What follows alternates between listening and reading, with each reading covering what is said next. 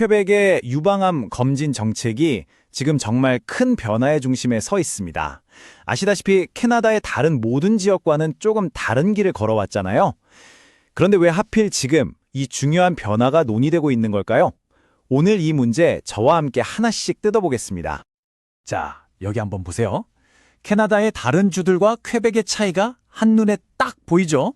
다른 곳은 전부 45세부터 정기검진을 시작하는데 퀘벡만 유일하게 50세부터입니다. 바로 이 5년의 차이가 지금 이 모든 이야기의 시작이라고 할 수 있죠. 자, 그럼 오늘 어떤 순서로 이야기 나눠볼지 간단하게 짚어볼게요. 먼저 퀘벡이 왜 이렇게 다른 정책을 갖게 됐는지부터 시작해서 왜 변화의 목소리가 나오는지, 그리고 그 배경에 있는 진짜 위험은 뭔지 살펴볼 거고요. 또 시스템이 겪는 현실적인 어려움, 마지막으로 앞으로는 어떻게 바뀔 수 있을지 더 스마트한 미래까지 한번 들여다보겠습니다. 네, 그럼 첫 번째 이야기부터 시작해보죠. 도대체 퀘벡은 왜 다른 주들과 다른 길을 가고 있는 걸까요? 지금 상황부터 한번 자세히 들여다볼까요? 현재 퀘벡에는 PQDCS라는 공식 프로그램이 있어요.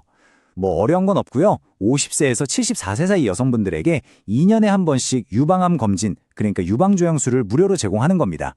물론 비용은 주정부 건강보험, 램큐에서 다 커버해주고요. 그러니까 바로 이 부분 때문에 퀘벡이 캐나다에서 유일하게 다른 길을 가고 있는 뭐랄까 좀 별난주가 된 거죠. 다른 데는 다 45세부터 하자고 하는데 왜 퀘벡만 50세를 고집하는 걸까요? 바로 이 질문에서부터 지금의 모든 논의가 시작된 겁니다. 자, 그런데 이런 상황에서 드디어 공식적인 변화의 목소리가 나오기 시작했습니다. 이건 정말 수많은 여성분들의 삶에 직접적인 영향을 줄 수 있는 아주 중요한 권고 아니에요? 바로 퀘벡의 보건연구기관인 INSS가 공식적으로 제안을 한 건데요. 그냥 한 게 아니라 퀘벡 보건부의 의뢰를 받아서 연구한 끝에 내린 결론입니다. 핵심은 검진 시작 연령을 낮추자는 거예요.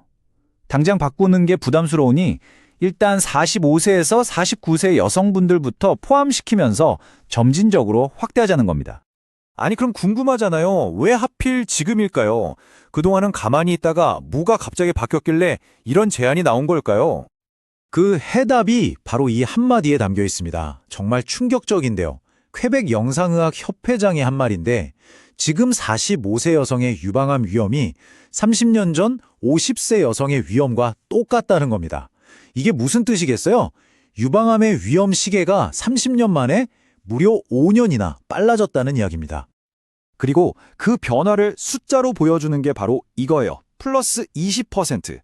지난 20년 동안 40대 여성분들의 유방암 발병 위험도가 이렇게나 높아졌다는 뜻입니다. 정말 무시무시한 숫자죠? 아니 근데 왜 이렇게 젊은 층에서 발병률이 높아지는 걸까요? 솔직히 말해서 아직 아무도 그 이유를 정확히 몰라요. 하지만 전문가들은 다 같이 입을 모아서 이야기합니다. 원인을 찾는 건 찾는 거고 일단 우리 눈앞에 닥친 이 현실, 이 위험 신호에 지금 당장 대응해야 한다고요. 아니 그럼 그냥 나이 낮추면 되는 거 아니야? 이렇게 생각하기 쉽잖아요. 근데 이게 생각보다 그렇게 간단한 문제가 아닙니다. 퀘벡의 의료 시스템이 이미 사실상 한계에 와 있거든요. 어떤 벽들이 있는지 한번 보시죠. 첫 번째, 역시 돈 문제죠.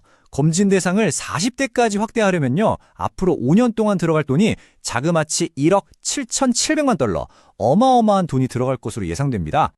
다음은 시간, 바로 대기 시간 문제입니다.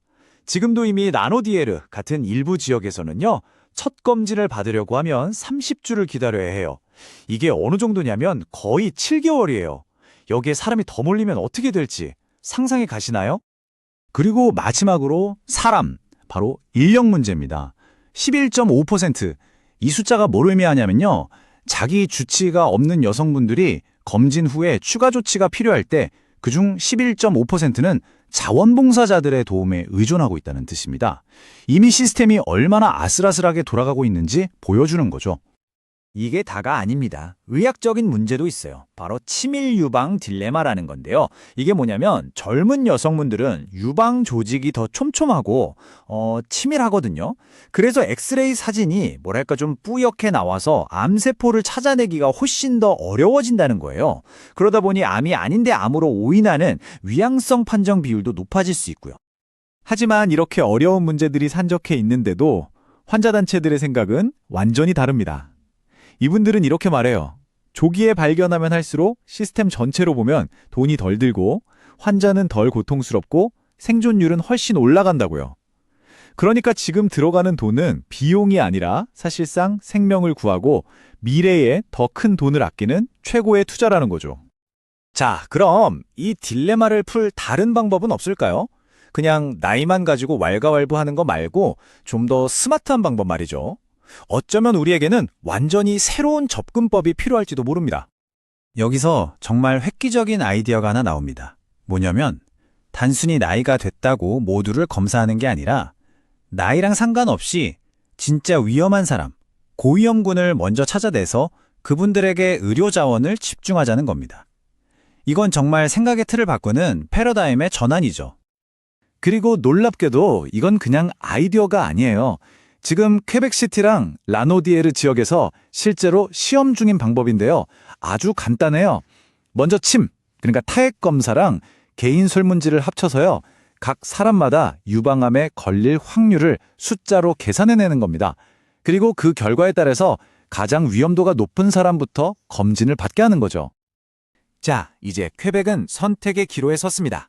지금까지 해왔던 것처럼 나이라는 기준을 모든 사람에게 똑같이 적용할 것인가, 아니면 기술을 이용해서 개개인의 위험도를 측정하는 더 스마트한 미래로 나아갈 것인가, 과연 어떤 길이 퀘벡의 미래가 되어야 할까요? 여러분의 생각은 어떠신가요?